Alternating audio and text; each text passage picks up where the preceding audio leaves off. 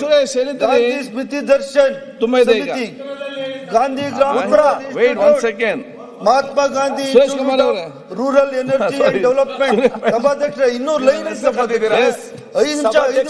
ಆಯ್ತು 1 ಸೆಕೆಂಡ್.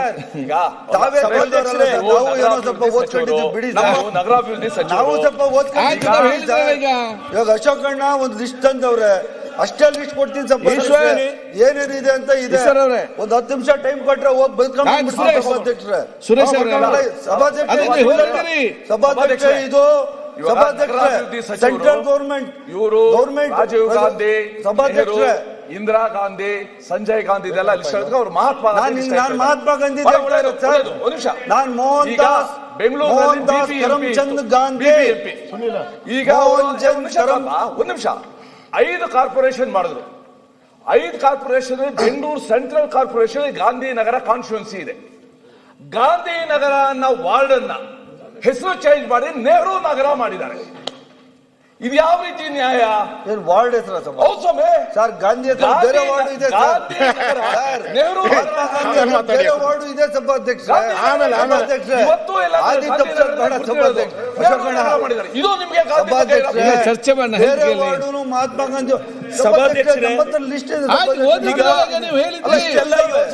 ತಂದಿದ್ದೀವಿ ಅಂತ ಇನ್ನೂ ಇದಾವೆ. ರಾಜ್ಯದ ಜನತೆ ಗೊತ್ತಾಯ್ತಲ್ಲ ಸಭಾಧ್ಯಕ್ಷರೇ. ಸಿಎಂ ಅಷ್ಟು ರಿಪ್ಲೈ ಇಲ್ಲೇ ಇಲ್ಲ, ಸಿಎಂ ರಿಪ್ಲೈ ಮಾಡ್ತಾರೆ, ಮುಗಿಸ್ಲಿ ಬೇಗ.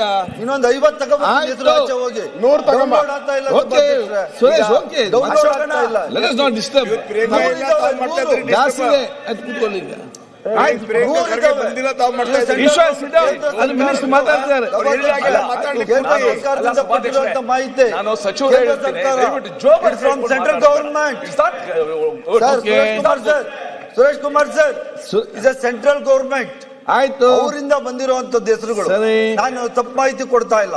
ಆಯ್ತು, ಮೋಹನ್ ದಾಸ್ ಕರಮ್ಚಂದ್ ಗಾಂಧಿ ದೇಶದಲ್ಲಿ ಯಾವ ಫ್ಯಾಕ್ಟರೀಸ್ ಇದಾವೆ, ಯಾವ ಯೂನಿವರ್ಸಿಟೀಸ್ ಇದಾವೆ, ಯಾವ್ಯಾವ ಪ್ರಾಜೆಕ್ಟ್ಸ್ ಇದಾವೆ, ಇವೆಲ್ಲ